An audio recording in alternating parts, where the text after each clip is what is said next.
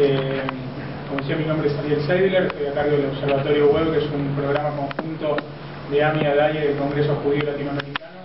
Empezó a trabajar ya en 2010, justo está acá Guillermo, que era presidente de AMI en ese momento, y también en su mandato entendimos y vimos que la discriminación en Internet era un problema y había que empezar a trabajarlo, a poder cuantificarlo y llevar acciones. Así que desde 2010 venimos trabajando y la idea por lo menos hoy es presentar algunas cuestiones generales respecto a este tema. Primero, tal vez temas de discriminación, estamos familiarizados de alguna manera, y tal vez Internet desde el cotidiano y desde nuestro uso corriente también, pero me parece que es importante especificar algunas características de Internet que hacen y que atañen directamente a esta cuestión concreta. Cuando pensamos en Internet, Internet es descentralizado e instantáneo.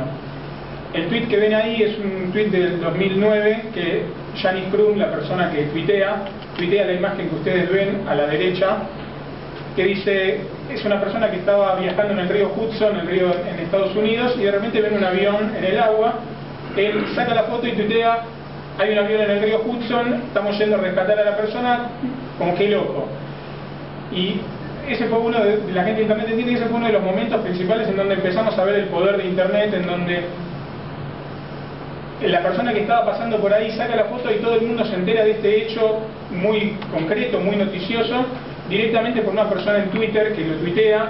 Entonces es instantáneo, pasa algo en un lugar, la persona que está lo puede comunicar a todo el mundo y es descentralizado porque de alguna manera todos antes nos informamos directamente por los medios de comunicación, y a partir de ahora las herramientas de las redes sociales son un lugar de información previo a los canales de comunicación tradicionales que antes teníamos. Si pensamos en Internet, Internet no tiene fronteras, podemos leer un medio de cualquier lado, podemos leer un medio en otro idioma, instantáneamente entramos, no tenemos que viajar, no hay ninguna ley internacional. Si pensamos en el comercio está regulado, hay distintas cuestiones a nivel mundial que están reguladas. Ahora, todo lo que tiene que ver con Internet, no hay una regulación en general a nivel mundial. Y por último, hay una idea en general de anonimato, que la gente puede postear y escribir cualquier cosa. No es una cuestión de cara a cara como es en lo que estamos haciendo ahora. Ustedes ven lo que están escuchando y me están viendo lo que yo estoy diciendo, sino que podemos leer un comentario o leer un artículo de alguien que no conocemos de cualquier lugar, y si bien se genera esa situación de anonimato, cada vez que entramos en Internet en general entramos con un número de IP, que es una especie de número de documento de nuestra computadora, de nuestra conexión a Internet, que nos puede llegar a decir quiénes somos, pero en general hay una sensación de anonimato en Internet. Si pensamos en Internet es un mundo concentrado en donde la gente va a las mismas páginas. Más allá de este menjunje de logos, si pensamos, probablemente todos nosotros buscamos información en Google, y para quienes no saben, el segundo lugar de búsqueda de información es YouTube, que es propiedad de la empresa Google. Probablemente la mayoría de nosotros tenemos una cuenta de correo electrónico de Gmail, si no es de Yahoo y buscamos el buscador Yahoo, o buscamos información en Bing, que es de Microsoft, que es el sistema operativo que usamos en nuestras computadoras, que tiene esta computadora, o usamos el mail de Hotmail. Entonces, si empezamos a ver todo lo que usamos, en realidad corresponden a 4 o 5 empresas que tienen una especie de oligopolio o monopolio de Internet. Hace poquito en Argentina discutíamos la ley de medios y hablábamos de monopolios. Si pensamos en Internet, hay una regla que dice que el 80% de los usuarios navegan en el 20% de los sitios de Internet. Internet se habla que hay democratización. Si bien es difícil contrarrestar este punto, yo quisiera hacer 2 salvedades concretas a esta cuestión. En primer lugar, en Argentina el 60% de las personas navegan por Internet, lo cual, comparado a lo que antes leíamos el diario y podíamos hacer comentarios y a cuánto llegaban, obviamente que es totalmente superador, pero tenemos que tener en cuenta que hay un 40% de las personas que no están accediendo a ese medio y no están comentando. Y sumado a esto, Jacob Nielsen, que es un investigador de Estados Unidos, que analiza el tráfico directamente, todo el tráfico de Internet pasa por un lugar en Estados Unidos, analiza directamente ese tráfico, creó en 2006 la regla del 90-9-1. El 90% de los usuarios son usuarios pasivos de Internet, que leen la información que está en Internet, pero no hacen nada más que leer. El 9% de los usuarios son usuarios que esporádicamente comentan en Internet o agregan algún contenido, y solo el 1% de los usuarios son usuarios que están activamente colocando material o escribiendo comentarios en Internet. Internet claramente igual es totalmente masivo. Aquí estos son datos del Banco Mundial, tenemos más de 2.200 millones de usuarios en todo el mundo. Nuestra región tiene 227 millones de usuarios, es la tercera región en el mundo con usuarios de Internet, lo cual, si lo pensamos en comparación en cuánta gente tardó en tener televisión o radio, Internet en muy poquito tiempo acaparó una cantidad de gente que para la radio y para la televisión requirió décadas y décadas. Teniendo en cuenta estas características especiales de Internet que nos van a servir para entender el antisemitismo en Internet, vamos a empezar a desmenuzar y entender un poquitito qué es o qué entendemos nosotros por antisemitismo, y podríamos también extender de alguna manera a discriminación en Internet. Por un lado tenemos un cambio de la información, en cantidad hay muchísima más información que antes, y cualitativamente la información es distinta. Pensemos que no es lo mismo si miramos una pintada aquí abajo que diga fuera judíos o algún comentario discriminatorio, que un video en donde tenga imagen, distintas cuestiones y pueda transmitir en un mismo video muchas características. Una imagen da mucho más y cualitativamente es completamente distintos. La información en Internet se acumula. Si pensamos también en un grafiti en la calle, eso se puede borrar. Si yo profeso alguna frase con contenido discriminatorio a alguien, lo escucha esa persona y terminó ahí. El contenido en Internet en general queda, y miles de personas, millones de usuarios, como vimos antes, pueden estar viendo este contenido, y obviamente tiene una mayor circulación. Todas las redes sociales generan que la difusión sea totalmente masiva. El grueso de los usuarios de Internet son gente joven. Esto tiene totalmente otra llegada. No hay adultos explicando el contenido que está presente. Y hay una investigación del Ministerio de Educación de Argentina de septiembre de 2010 que se llama Los adolescentes y las redes sociales, que estuvo estudiando el comportamiento de los jóvenes en Internet, y uno de los datos que decía es que el 75% de los jóvenes cree todo lo que está en Internet. Si ustedes empiezan a leer probablemente también el informe de Cadal o distintos informes de estos, y si ustedes como usuarios de Internet empiezan a leer los comentarios en los foros o distintos lugares, la discriminación es aceptada, los insultos son moneda corriente.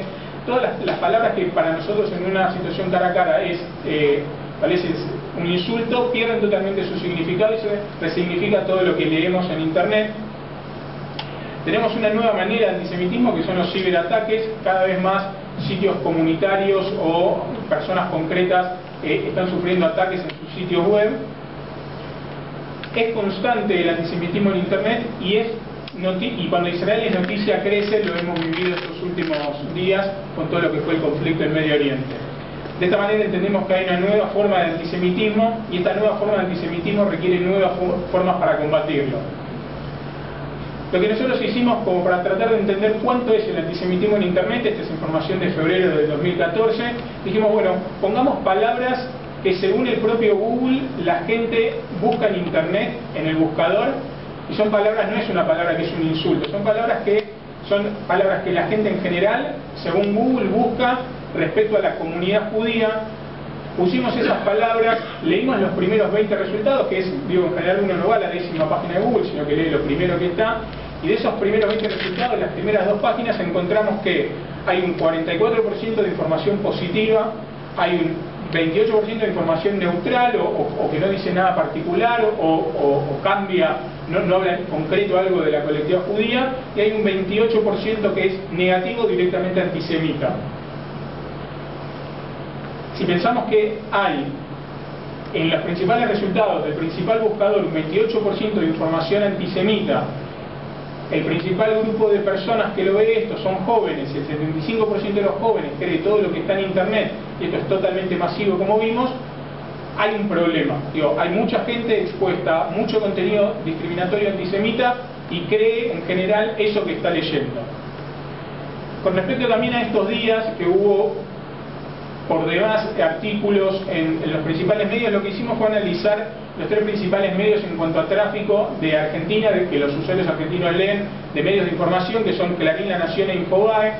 Ahí tienen los datos desagregados. Lo que hicimos fue separar en 5 columnas, que es comentarios que son apoyos en general a Israel, comentarios que son críticas a Israel legítimas, digo, uno puede estar a favor o no en contra de cómo Israel se maneja, digo, que no tienen por qué ser antisemitismo, comentarios que son directamente antisemitas, comentarios neutrales, comentarios a favor de la paz o que no iban a una cuestión concreta, y comentarios de islamofobia, directamente que atacaban al Islam como parte responsable de esto.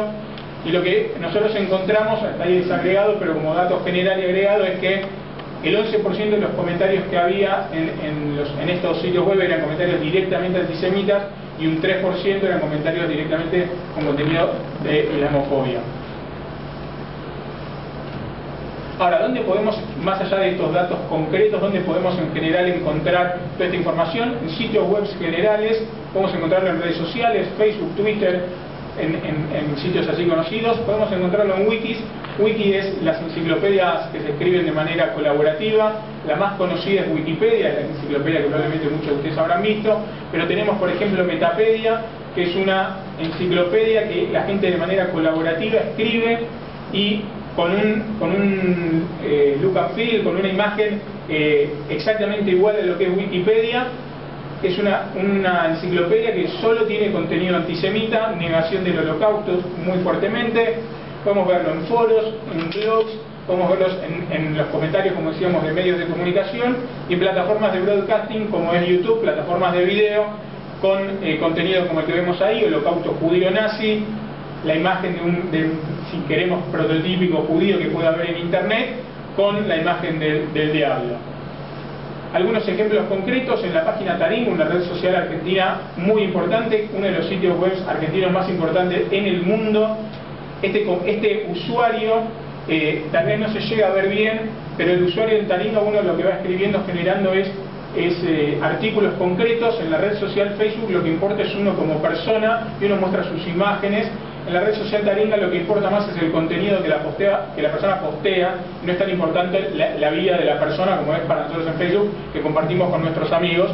Uno comparte tal vez en Taringa más intereses. Bueno, esta persona, ahí en el momento cuando hicimos la captura, tenía 621 posts, o sea, la persona escribió 621 artículos, de los cuales más del 90% tenían que ver con cuestiones judías o de Israel.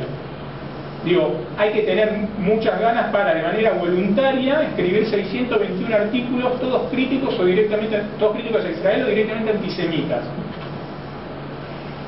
Tenemos personas que postean videos en YouTube, esto como más saliente, directamente hablando del plan Andinia, la dominación de la Patagonia, directamente la persona poniendo la cara, no teniendo ningún problema, una persona argentina, teniendo varios videos, ahí se ven, tal vez chiquitito, 27 videos, si no es del plan Andinia, son de los protocolos de los sabios Sion y va enumerando uno por uno, con ningún problema de mostrar su rostro.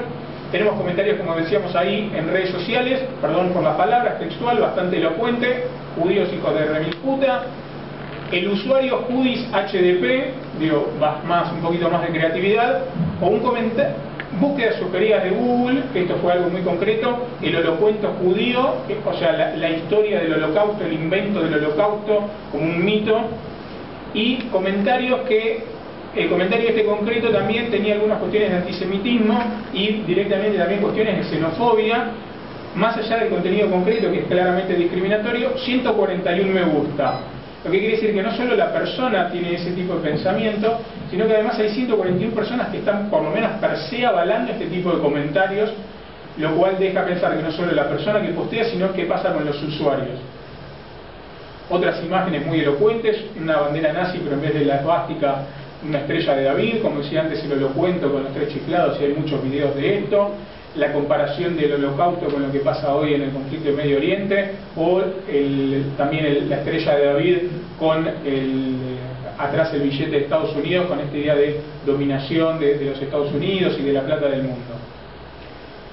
¿Qué debates se generan en torno a todo lo que es el tema del antisemitismo y en general discriminación en Internet? Por un lado, lo que tiene que ver con la libertad de expresión y la censura. ¿Hasta qué punto se puede comentar cualquier cosa? ¿Hasta qué punto hay que sacar contenido discriminatorio? ¿Qué legislación vale? ¿Hasta dónde es esto? ¿Es una opinión? ¿Hasta dónde hay una agresión?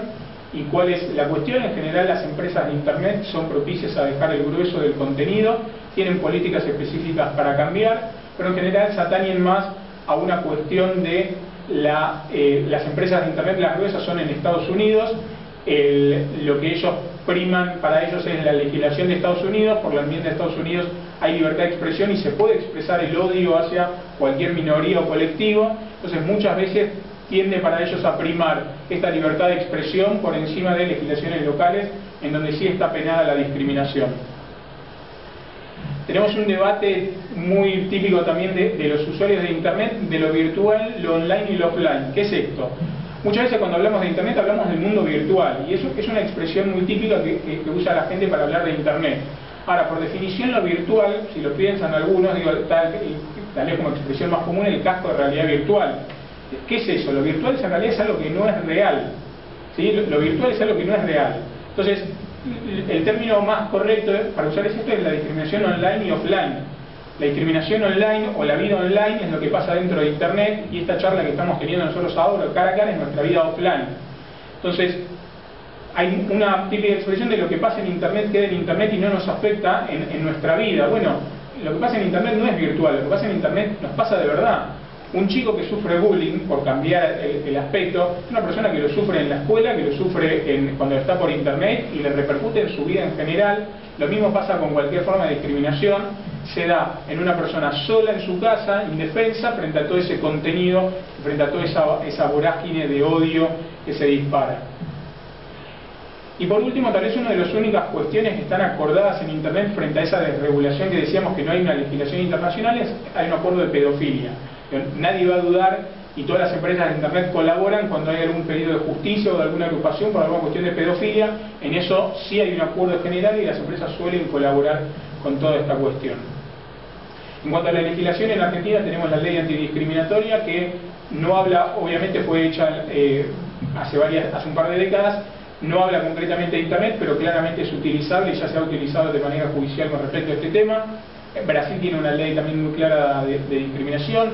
En México hay ley, la Unión Europea también. En los últimos años se han votado leyes en Ecuador, en Colombia. Hay mucha legislación en los países, en la región, si no me equivoco, Chile es uno de los únicos países que no tiene. Entonces, en general, en muchos países occidentales sobre todo hay legislación sobre este tema. Termina primando, como decía antes, por la lógica de las empresas de Estados Unidos, la ley norteamericana.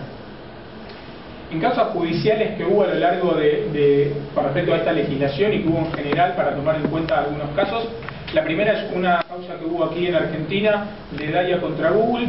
Lo que se hizo es una presentación judicial que tuvo un recurso de amparo favorable, en donde la Daya pidió básicamente tres cosas. Por un lado es desindexar sitios. La Daya detectó sitios concretos, se trabajó para detectar sitios concretos con contenido antisemita. Entonces lo que se pidió al buscador de Google es que no los muestre más frente a determinadas búsquedas.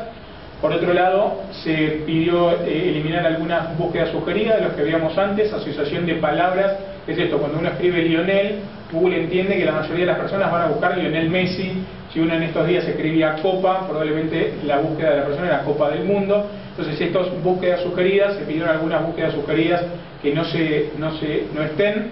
Y por último había sitios, sobre todo blogs de Google, propiedad de Google, de Blogspot, que tenían sectores de publicidad, por lo que Google estaba, o sitios en general, por lo que Google estaba ganando plata. Esos blogs o sitios tenían contenido directamente antisemita o discriminatorio. Entonces, de alguna manera, el dueño del sitio y Google estaban ganando plata por difusión de publicidad en sitios con esa clase de contenido. Se pidió que algunos de esos sitios y contenidos se remuevan. No se remueve el contenido, perdón, se remuevan o los espacios de publicidad o las búsquedas sugeridas. La justicia dio fallo favorable en una cautelar y el juicio continúa. En Holanda, que fue el primer país en donde hubo un proyecto desde sociedad civil y que pasó al Estado, trabajó una causa en donde directamente se denunciaron en YouTube, en la propia plataforma, videos con contenido antisemita. A la no remoción de Google, directamente se avanzó en un juicio para pedir la remoción. La justicia en Holanda le dio también el visto bueno a esta organización. Y en Francia, jóvenes de estudiantes judíos hicieron una causa contra Twitter por usuarios que posteaban constantemente en Twitter contenido antisemita, y también la justicia pasó a favor en ese caso.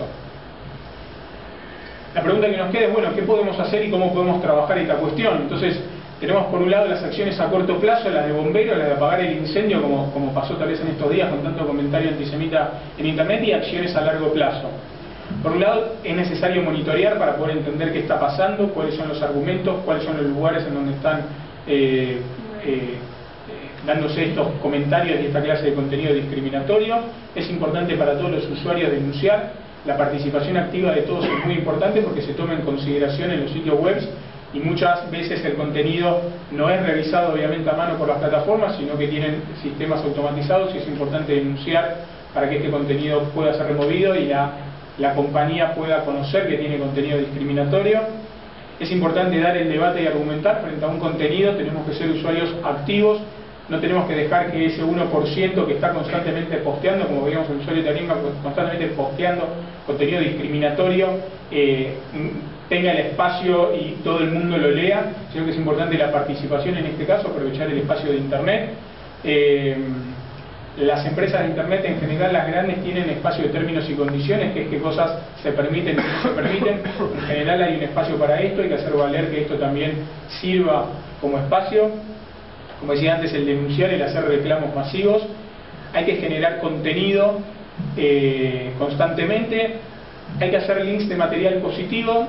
Google y las empresas de Internet suelen tomar como positivo cuando nosotros hacemos links de distintas cuestiones, entonces es bueno difundir contenido positivo, poner también, se mide cuántos me gusta tiene o cuántos en Google Plus más uno tienen, todo lo que tiene que ver también con fotos, poder etiquetar bien las fotos, y hay trabajos de SEO, de poder entender cómo se ordenan los resultados para poder trabajar esto. Es importante obviamente trabajar con todo lo que tiene que ver con compañías de Internet, con diferentes colectivos y con los gobiernos. En Argentina el INADI empieza a trabajar esto, hay muy pocos países que tienen programas gubernamentales que están trabajando esto, México también está empezando, pero en general es un debe en los países en la región. Trabajar obviamente por la positiva y sobre todo los jóvenes. En Argentina tenemos dos programas, el plan